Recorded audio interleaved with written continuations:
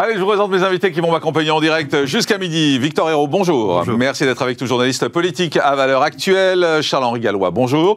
Merci d'être là, présidence de Génération Frexit. Et vous avez écrit un livre qui s'appelle « Nos grands défis du 21e siècle, énergie et migration, reprenons le contrôle ». Ergun Toparslan, bonjour. Vice-président de Territoire de Progrès et Majorité Présidentielle. Ça, c'est le livre dont on parlait tout à l'heure. Et puis, maître David Libeskine, bonjour. Bonjour. Avocat et cofondateur du collectif Robe Noire. Merci également d'être avec nous. Et vous disiez, c'est vrai qu'il a beaucoup communiqué, Gérald Darmanin, mais c'est très bien. Il faut communiquer parce que je pense qu'il faut le faire savoir.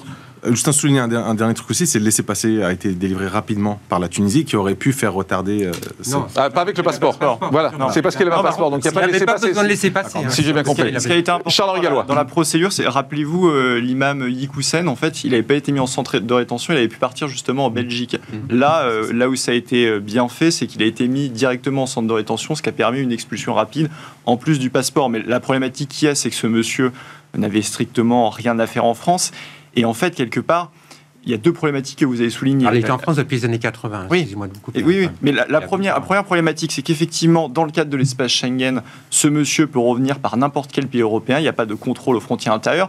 Donc ça montre bien que, évidemment, qu'il faut le faire, expulser les étrangers délinquants, expulser les fichiers S, expulser les OQTF. Mais dans le cadre de l'espace Schengen, en fait, on est complètement impuissant parce que toutes ces personnes peuvent revenir du jour au lendemain. Donc ça pose le problème de rétablir les frontières nationales. Et le deuxième point, c'est évidemment le droit, et notamment le droit européen, parce qu'effectivement, il va y avoir des recours.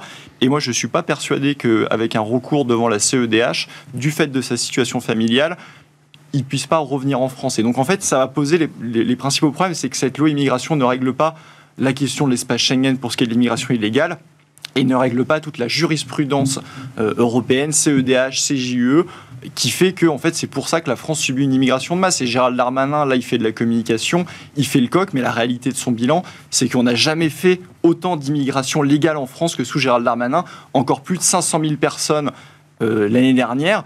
Et évidemment que 500 000 personnes, il n'y a pas besoin de faire Polytechnique ou Saint-Cyr pour comprendre qu'on ne peut pas assimiler et encore moins intégrer 500 000 personnes par an. Donc la problématique de l'immigration de masse, évidemment, se posera encore et la loi immigration de Gérald Darmanin ne règle rien là-dessus. Et je voudrais juste